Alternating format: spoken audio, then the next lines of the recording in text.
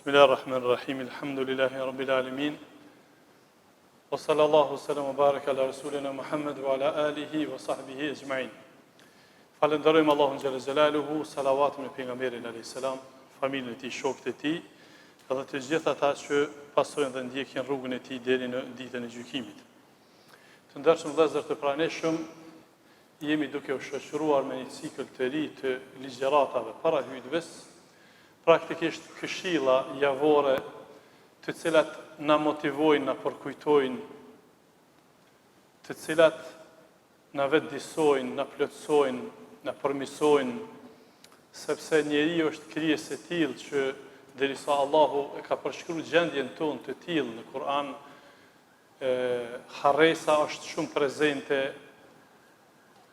mbi ngarkesa shkakton harresën, dhe duke qenë se angazhimi i njeriut që nga koha krijimit e pastaj me kalimin e kohës edhe më ngarkohet, sidomos në kohën tonë, rrjetet sociale, angazhimet e shumta, krejt këto bajnë që të shtohet harresa dhe kemi nevojë të përkujtohemi edhe më tepër.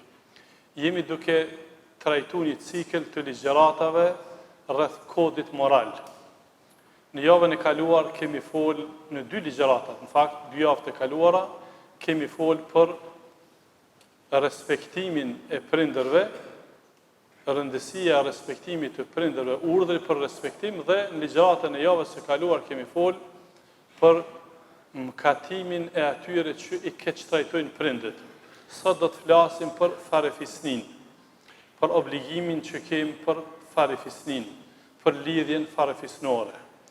Duke qenë se edhe kjo çështje është evidente, jo vetëm në vendin tonë, po është shqetësim të gjitha vendet islame, po ne i ankohemi shqetësimeve të vendit tonë dhe shoqërisë tonë, sepse kemi edhe përgjegjësi dhe gjithandej pa ndonjë ngarkesë dhe pa ndonjë hulumtim të veçantë shohim që raportet farefisnore, familjare, sepse farefisnia është familja e ngushtë dhe e gjëra.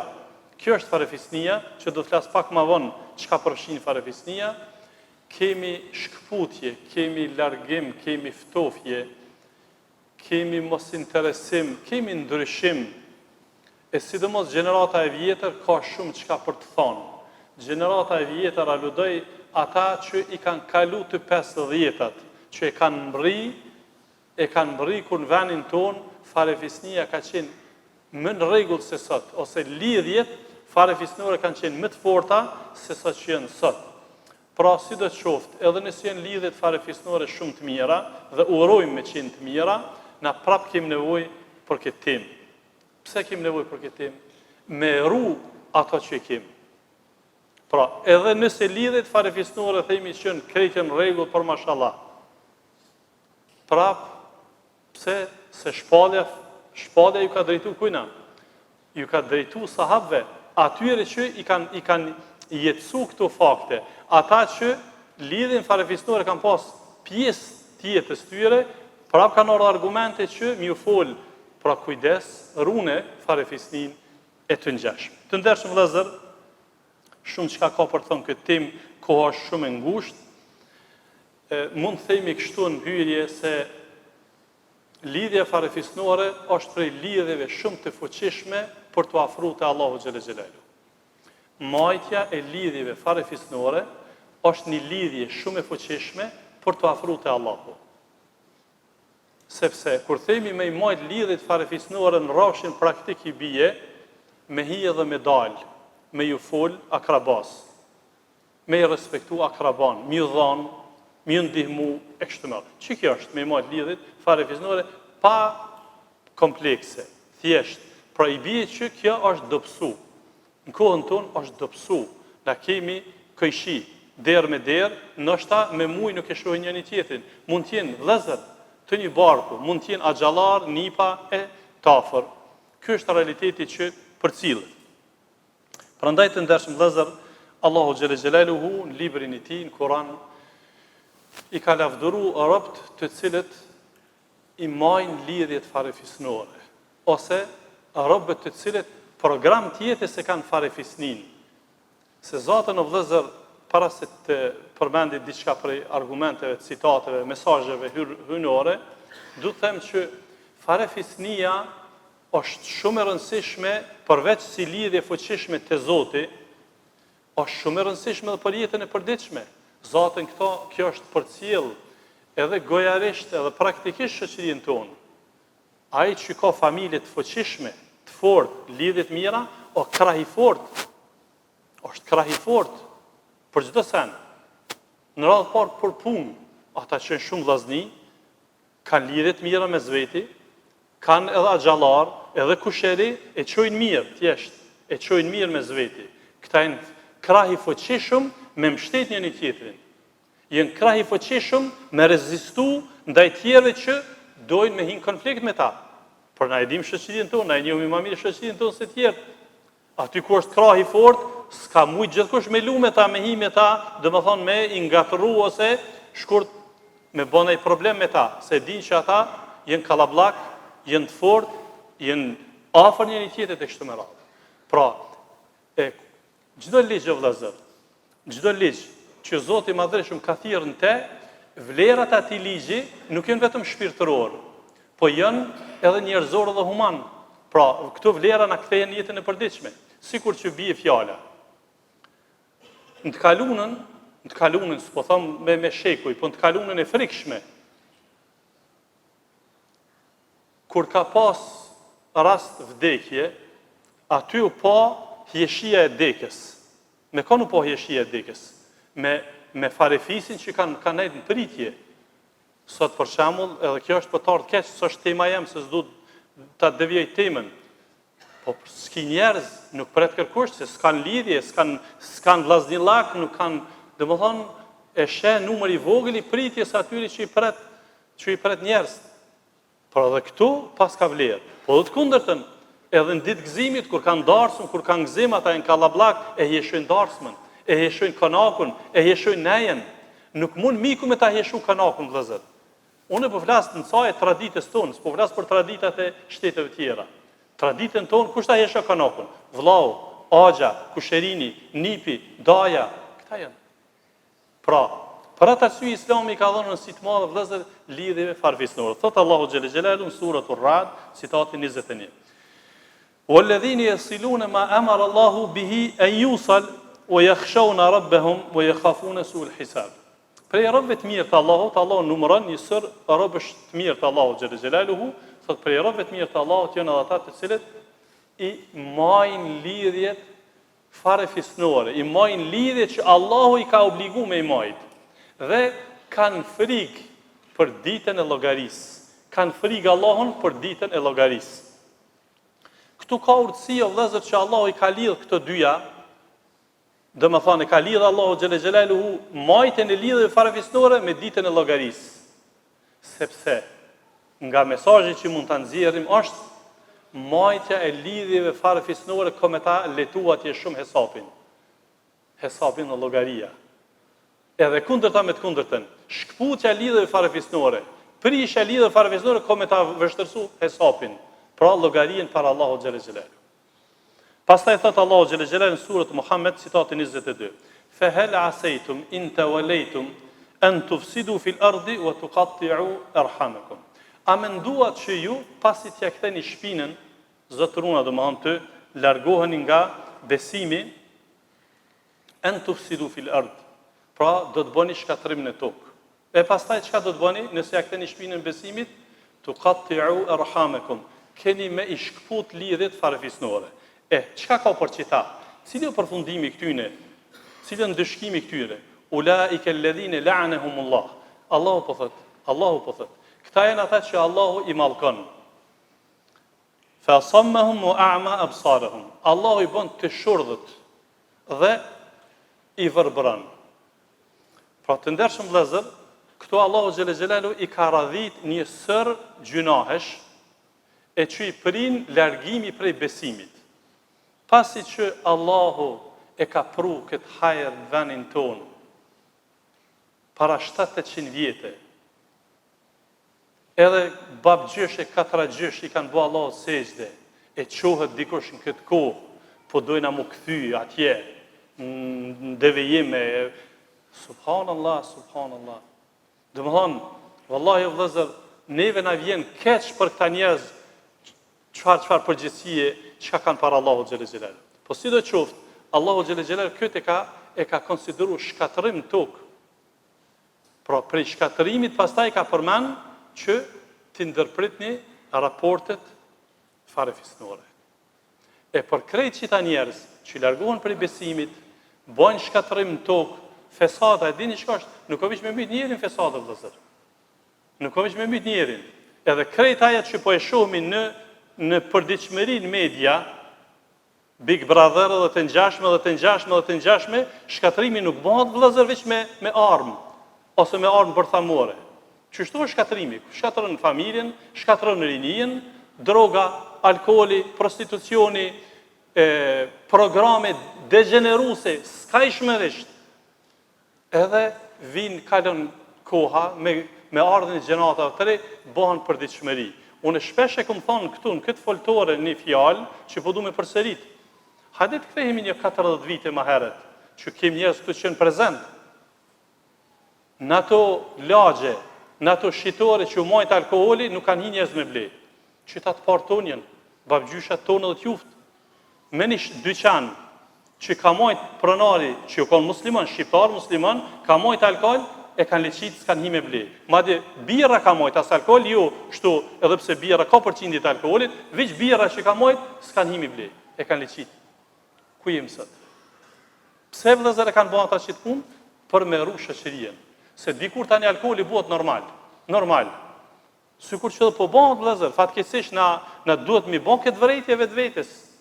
Merrni prapë po them këta që janë më të shumë, këta nuk kanë hin kafe ku ka alkool. Edhe çaj nëse ka pas aty, po vetë që mon pronare alkool nuk kanë hin atë kafe. As nuk kanë hi me hamur buk. Sot nuk ka bën neve namazlive, nuk ka bën për dëshmëri kjo. Për atë arsye këtu është ras në radhë parë me bën thirrje te këta që i ka 100 pije freskuese të lejune, mon alkool për një person i cili vjen mujt nashta me ble alkool e përzin halalin me haram. Por thirrja jam është për ta në radhë parë. E pastaj edhe për neve. Po, aty ku mohat alkooli larg. Ti mësin, unë nuk hi, ai nuk hin, ai vetë disohet, s'është veni këtu me shit 95% musliman, të na shitjet alkooli, kur farë dallimi s'ka, për shteteve që janë muslimane, për shteteve që janë me shumicë, si në Evropë. Pra, pse sjella që shembull? Unë jam të fol për një ajet Kuranit, që bëhet fesad. Pra, kur njerëzit e bojnë natyrshmëri, alkooli bëhet i natyrshëm, droga bëhet i natyrshme, prostitucioni bëhet i natyrshëm, çështu shkatërrohet pra shoqëria. Por du të them vëllezër, problemet mediale që janë sot, janë tamam mja shpërlat trunin e rinjes, që rinia mu adaptu me ta dhe me një kohë me thonë që çështu bëhet jeta. Prandaj, Allahu xhelle xhelal bëhet të tillët, Allahu i ka mallku, që i ndërprejnë raportet farefisnore, janë kandidat që bojnë fesad, shkatërim në tokë shoqëri, ja kthejnë shpinën besimit, Allahu xhelle xhelaluhu, Allahu po thot në Kur'an. Ua vërbroj syt, nuk e shohin realitetin, nuk e shohin që me mia libra nuk e merr me lexu as Kur'anin as libra, edhe ja shurdhon vesh, nuk e ndëgjon ezanin, nuk e ndëgjon hajrin e kështu me radhë. E të shumta janë porositë e pejgamberit alayhis salam që flasin për farefisnin, në mesin e tyre është hadithi i njohur ku pejgamberi alayhis salam ka thënë: la yadkhulul jannata qati'u rahim. Nuk ka me hinë xhenet ai që i shkput lidhjet farefisnore. Ai që bëhet shkaktar me shkput lidhjet farefisnore, nuk ka me hinë xhenet. Dietarët islam këtë hadith edhe të ngjashëm kanë thonë se mund të jetë dikush prej neve që në xhami që e ka këtë status, që i shkput lidhjet farefisnore ose ka lidhje të shkputa. Pra nuk ka me hinë xhenet me të partë. Madje edhe, sepse shkputja lidhje farefisnore është për gjinohat më dhaja, mund të dënohet me zjem xhenemit për këtë punë, masi të pastrohet hynë xhenet. Por e ka hup shansin me qenë prej 70.000 që hynë xhenet pa u llogaritë vëllezër. Na im të fol për një çështje shumë të rëndësishme, ani pse nuk është tema ime tani të flas për ditën e gjykimit, do të vjen kjo temë inshallah. Por vëllezër, llogaritni 50.000 vjet e ditë. 50.000 vjet veç po them tu hangër ushqime të mira. Njeri lodhet. 50.000 vjet me prit, tu dëfry, lodhesh. Llogarit tu prit, çka po ndodh? Rreth xhehenami është. Me sy e shohin njerëz. Pra, llogarit në qitë kohë me të thonë ty, hajde, ti hes paran. Pse nuk konkurrujmë na për këta? Për që ta do të me konkurruna, me hinë xhenet pa llogarit. E pse mi aliu vetvetes, do më thonë, me hup shansin me qenë prej të parëve në xhenet. Po ashtu thot pejgamberi sallallahu alajhi wasallam. Pe tregoj komentin e përgjithshëm këtij hadith. Nuk ka, thot pejgamberi sallallahu alajhi wasallam, mkat që Zoti i Madhërisht ja përshpejton ndëshkimin në këtë botë, para ndëshkimit botës tjetër, ma shumë se sa shkputjen e lidhjeve farefisnore. Pra,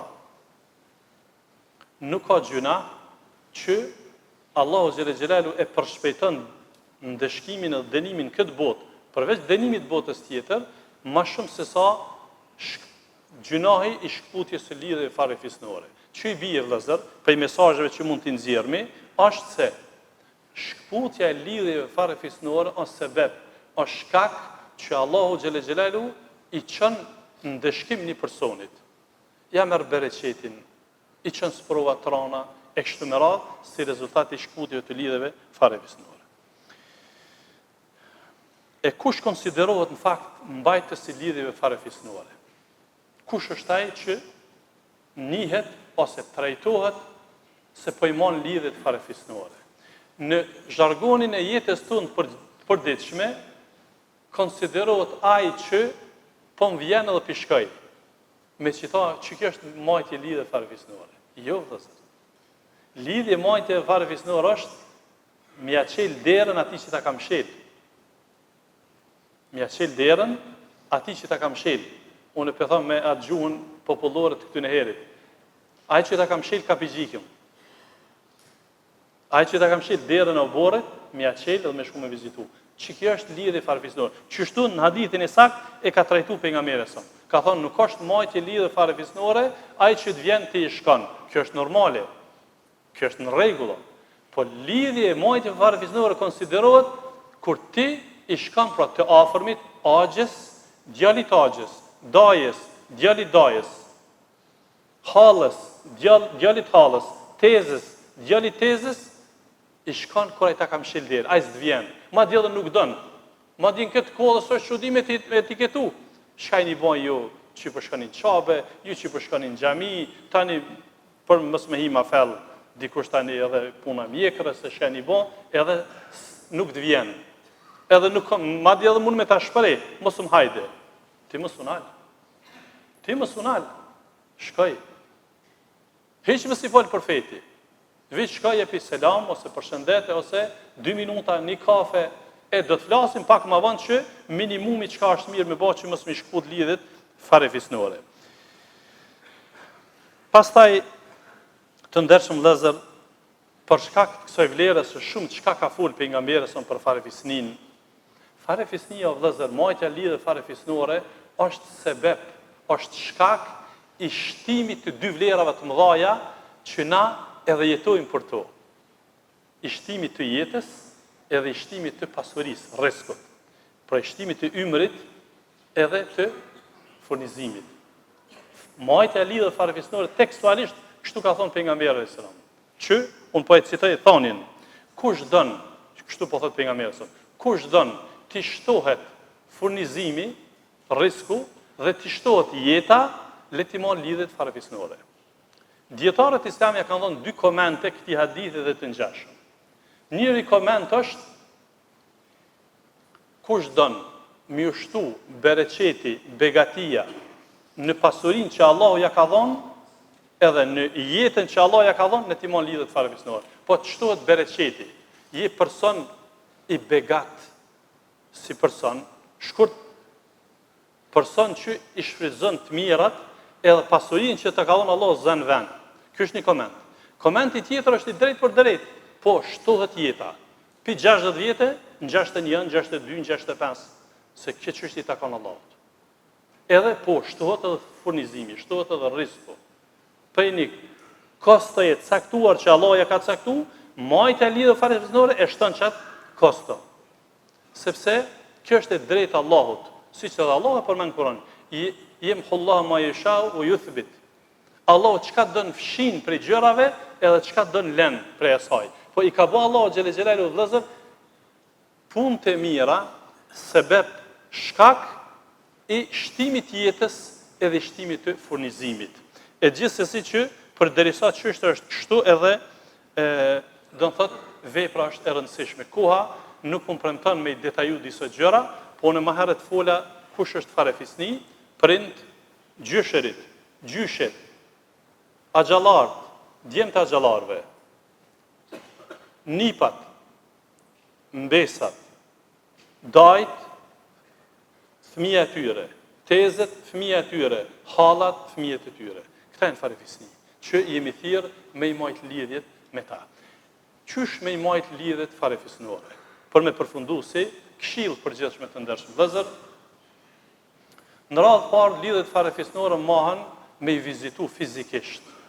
Pra, lidhja më e mira është me i majtë lidhjet fizikisht.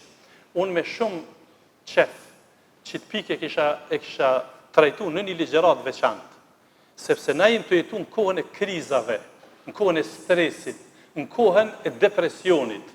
E llogarit një vëllezër, krejt normat fetare, këto për inispja për cilë këtë mesazh. Krejt normat fetare në Islam dojnë fizikisht me marrë pjesë.